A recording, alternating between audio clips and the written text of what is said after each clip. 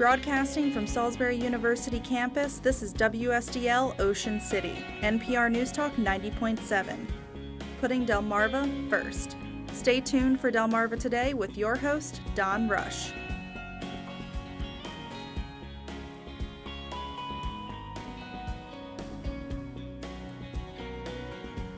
National Folk Festival unveils 4 more musical acts for this fall. Welcome to Delmarva Today. This is Don Rush. The 4 acts announced this week and feature the influence of the Balkans and Hawaii to the sounds of rap and Appalachian banjo tradition. We have in our studio this morning Caroline O'Hare. She's a local manager for the National Folk Festival here in Salisbury. And on the phone with us is Julia Olin. She's artistic director for special projects and initiatives with the National Council for the Traditional Arts. And welcome to the program. Good morning. Good morning. Thanks. So first of all, I want to turn to you, Caroline. Tell me then a little bit about the fact that we're having, obviously, this announcement, and we're going to have some more announcements as time goes by. I feel like this came along quickly, and we're just so excited. It's such a diverse and amazing group of artists, and we've got one of the best go-go bands, a legendary go-go band coming for free to Salisbury, which is amazing. And then this incredible storyteller and musician from the Appalachian traditions, all these just amazing things that are coming here again for free. And again, our planning and our prep work is full steam ahead. We've got 2 deadlines fast approaching. April 1st, applications for the festival marketplace, which is exclusively featuring artisans and craftspeople from Maryland and the Delmarva Peninsula. Applications are due April 1st, and then also on that same day, food vendor applications are also due. So we are just moving right ahead, and if you are an artist or a craftsperson or a food vendor and you would like to apply, get your application in now, nationalfolkfestival.com. So let's take a look at what's been announced. Julia, we have a group actually who features Balkan music out of the Balkans. Tell me then a little bit about this group and how you pronounce their name. The name of the group is Tamburashki Sastav Ponoch. And Tamburashki actually means Tamburitsa, Sastav, ensemble, and Ponoch, midnight. So this is the Midnight Tamburitsa Ensemble in English. And this is a brilliant group of young players. Now, I would say, the Tamburitsa tradition is essentially Balkan string band music. It has at least a 500-year history. And it's music that came to this country with the wave of Eastern Europe immigration coming into the industrial Midwest. And it's been actually, Tamburitsa music has been flourishing in this country for over a century. So these young guys are bringing this music out of, neighborhood taverns and community halls onto the concert stage in this country and beyond. In fact, they are considered rock stars in Croatia. The 5 primary instruments of the Tamburitsa ensemble are all in the lute family, and they range from the prim, which is a soprano instrument, to the berda, which is a bass. These guys all met during their college years at Duquesne University, where they were part of the famous Duquesne University Tamburitsans, and they all grew up with the music as well. So in terms of the kind of thing that they draw upon, I understand it draws everything from Gypsy to Macedonian to Italian influences, that whole sort of southern Mediterranean region out there, and I guess on the eastern side of it. Well, that's true, but primarily they're focused on the music of Croatia, Bosnia, Herzegovina, and Serbia, and as you said, with these other influences as well. And I am telling you, they are virtuosos. This is very lively, exciting, fast-paced music, beautiful harmony singing as well. And one of the things, matter of fact, and we'll hear about it in a moment, is it almost reminded me something out of Zorba the Greek. the kind of instruments you're looking at. Yeah, it does have some of that flavor. That's certainly true. Let's take a listen.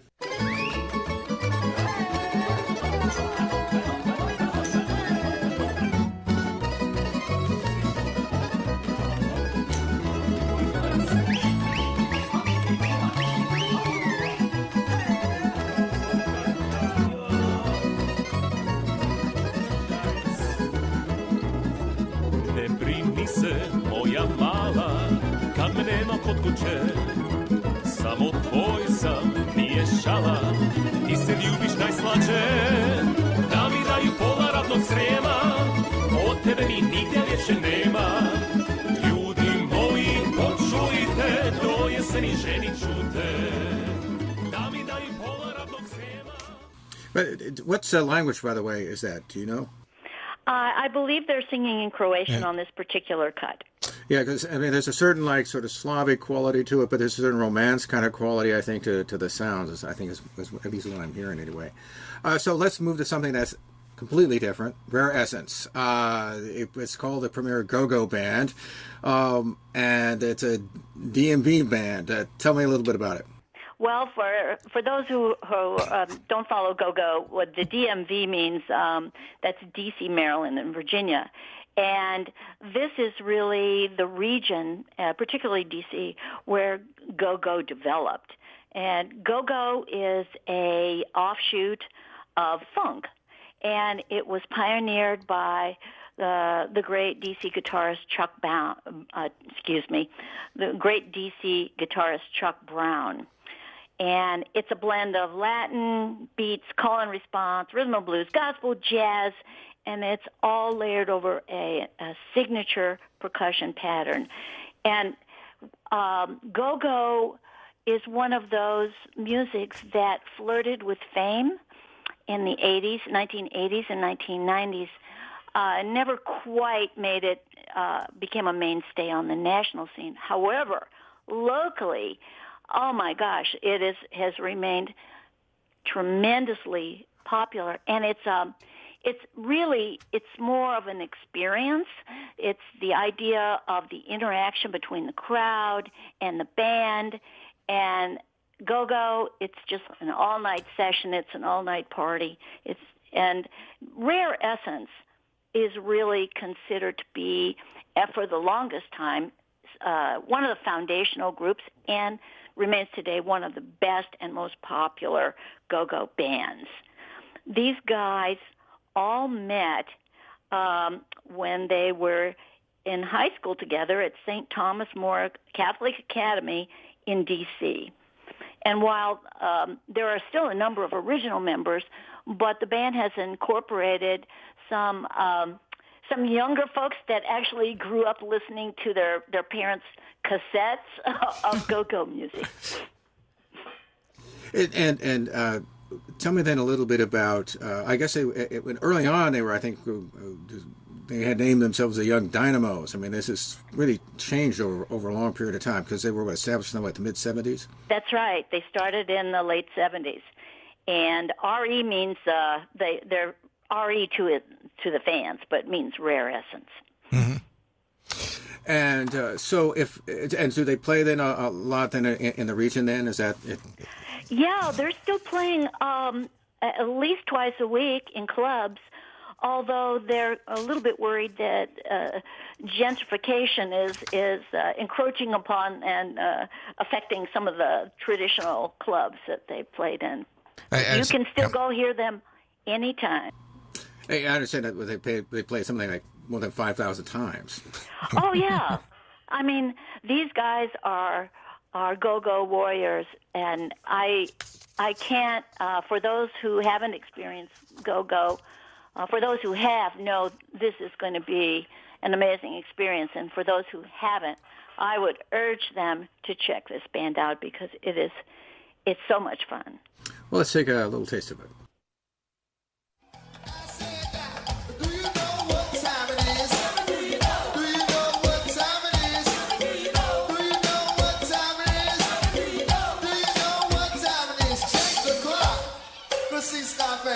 We're not doing it yet, man. We're just grooving a little bit.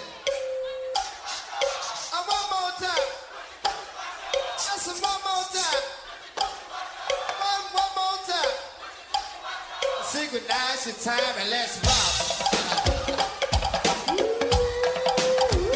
Oh, yes, indeed. I said, well done. All right. Ladies are partying, touching my body and talking to me like I'm a kindergarten. Today she's on my, tomorrow she's on here. But don't worry about me because I know what time it is. Time to get mine while you trying to get. Hey, Caroline, you were listening to it real quick here. What's Yeah, I've actually been to a few go-go shows in DC. That is a show where you dance, you move, you can't stop, and actually it's infiltrated. I'm sure Julia can speak more to this, but our mainstream artists, even Beyonce's Single Ladies, is heavily influenced by go-go. It's a band and a music that you will not be able not to dance to.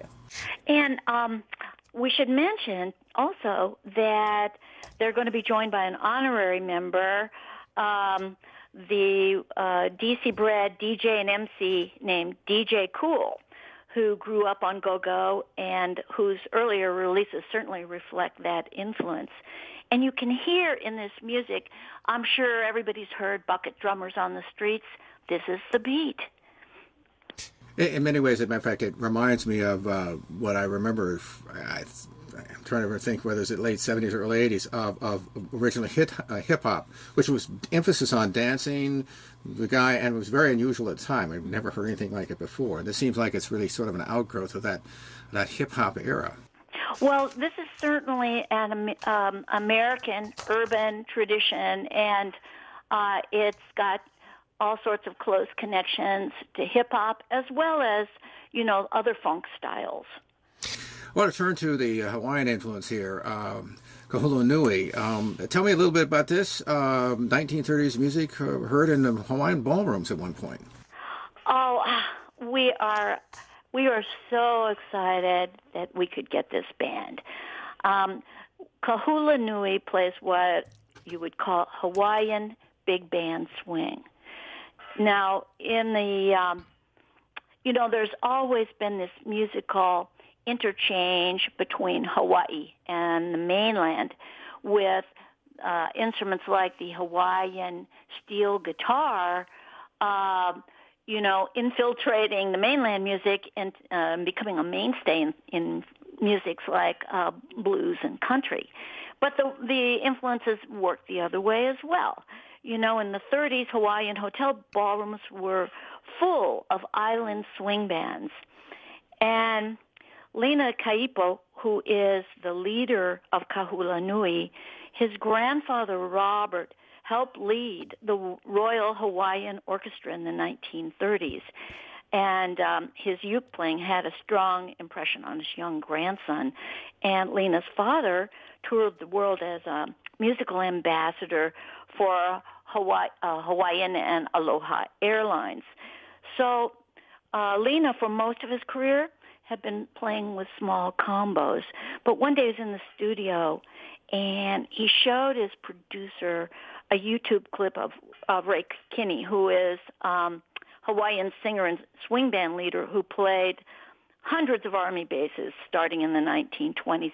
And he said, this is what I really want to do. I want to bring back this music that my grandfather, played and was a part of. And so they've taken Hawaiian instruments and melodies and the Hawaiian language and blended those together with just a really swinging big band jazz sound. As a matter of fact, now they include, everything from sax and trumpet. As I was looking at the picture, by the way, of the group, there's a lot of brass, a lot of instruments you recognize. Absolutely, but fronted by the ukulele, and often the lyrics to the songs are in Hawaiian and have got that, that kind of characteristic Hawaiian beat in the way that it's delivered. It is. The first time I heard it, I was like, "Oh my God, this is fantastic!"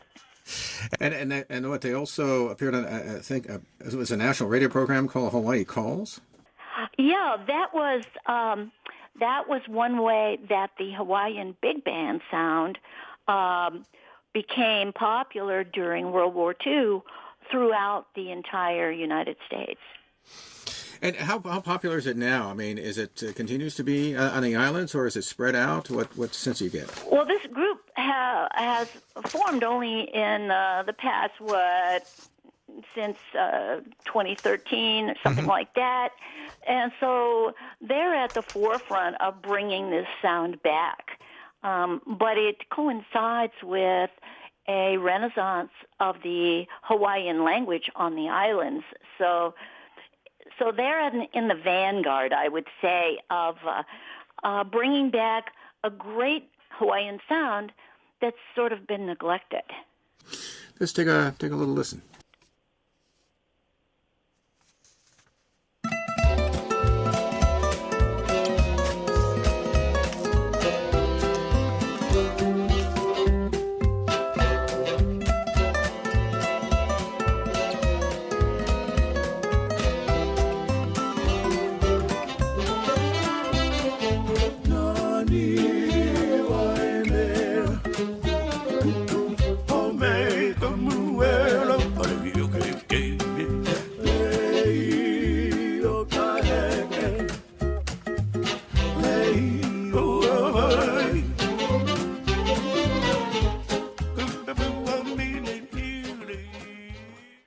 One can almost imagine the GIs and the rest of those folks are in those ballrooms.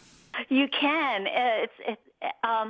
And Lena, the group leader, the first time I saw him, I just kept smiling and laughing because he reminds me of got a big personality, and he reminds me of a Hawaiian Cab Calloway.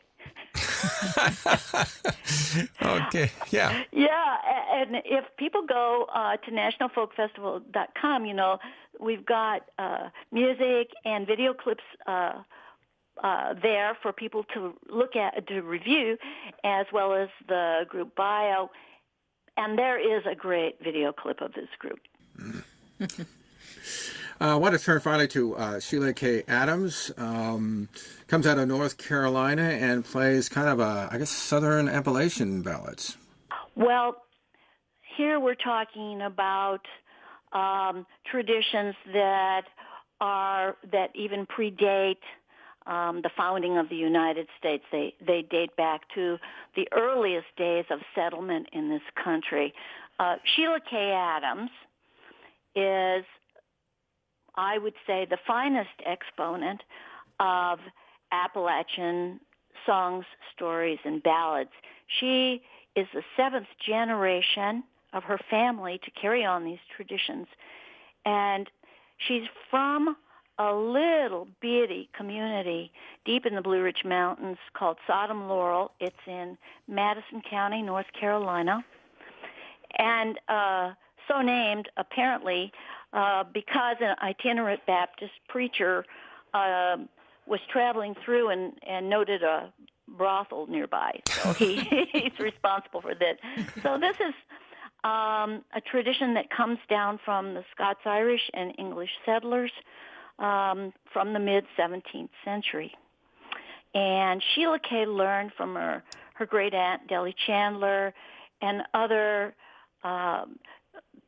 noted families that carried on the tradition of unaccompanied ballad singing, like Dillard Chandler and the Wallen family. So this is she's not only a great singer of unaccompanied ballads, she's an amazing storyteller with a very dry and wry sense of humor, and a clawhammer banjo player as well. Yeah, tell me a little bit about that. I saw a little of it when I was at least saw the pictures and so on. What's that like in terms of the kind of play that you get on the banjo? The clawhammer style? Yeah. Oh, it's a very woody, plunky sound, and it's not, like bluegrass banjo. Mm-hmm. You have picks on your hand, and it's an up-picking style, very bright and crisp. The clawhammer style is really a really old style. You can find it in Africa, and you're hitting down with your fingers on the strings, and then just plucking the fifth string with your thumb.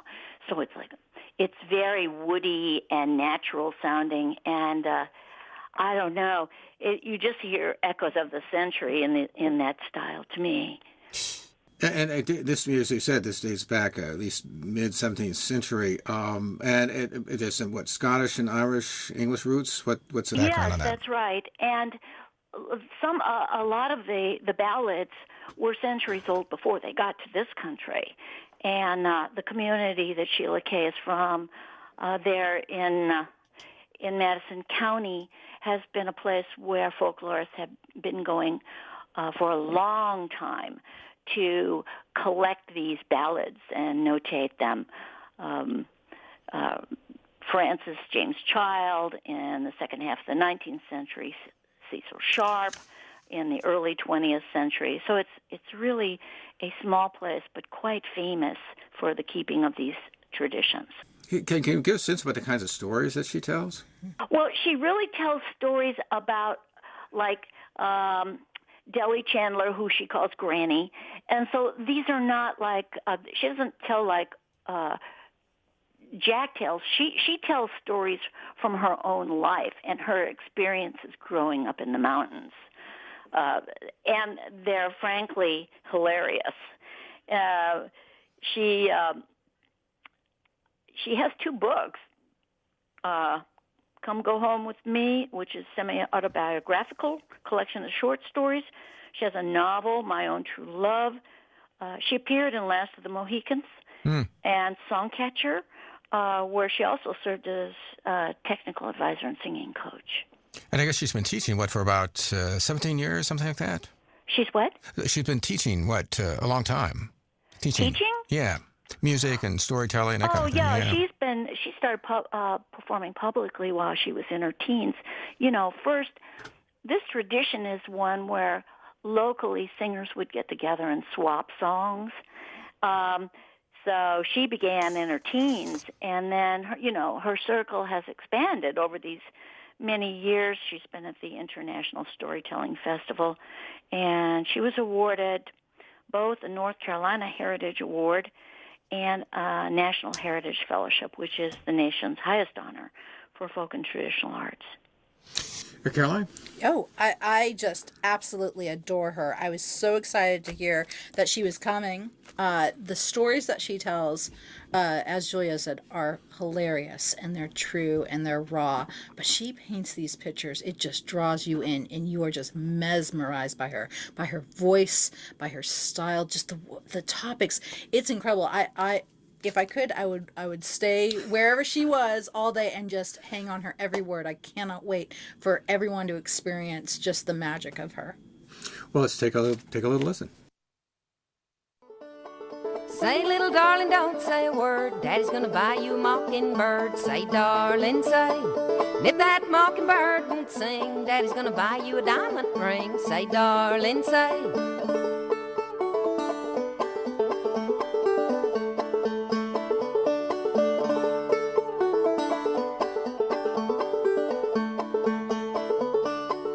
If that diamond turns to brass, Daddy's gonna buy you a looking glass. Say, darling, say.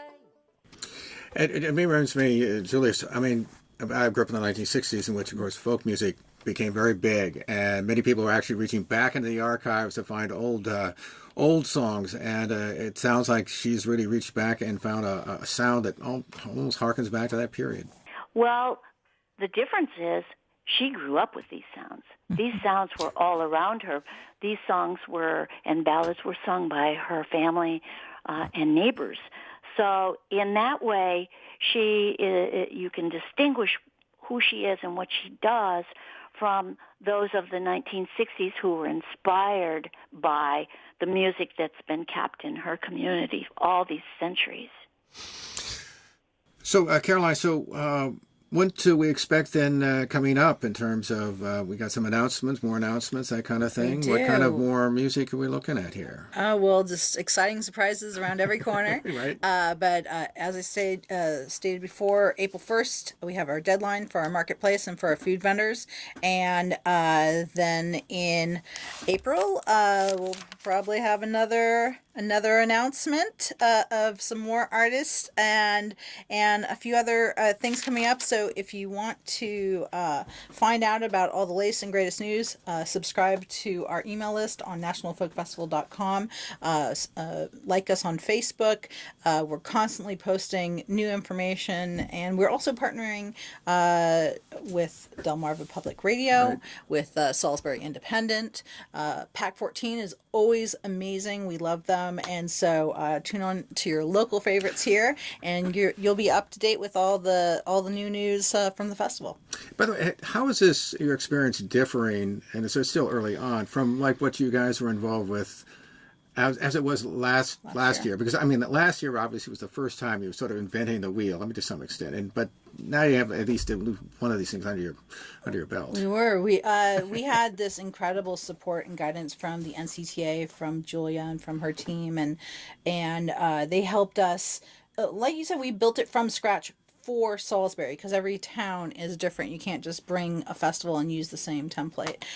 This year we have all our systems in place. We understand what certain terms mean and things mean, and so we're sort of grooving and moving ahead. We still have challenges. Of course, we have challenges. That would be boring if you didn't. But we're working hard to make this festival even better than last year. We're streamlining things. We're looking at ways to improve, looking at ways to grow. We know that the crowd is going to grow. So we're looking at that, and just, now that we know what this crazy thing is, we're so excited, and I'm pumped to be back again this year. And you're going to need lots of volunteers. And how was it last? Did you get a turnout? Good We turnout got from volunteers? quite a few volunteers. Yeah. We got over 1,200 volunteers, which was incredible. And we also, with our surveys after the festival, we have, I believe, 98% said that they plan to return as volunteers. We are going to kick off that recruitment in April. So stay tuned for news for that. And you'll be able to pick, again, your job, the time, the day that you want to volunteer. And we would love to have you.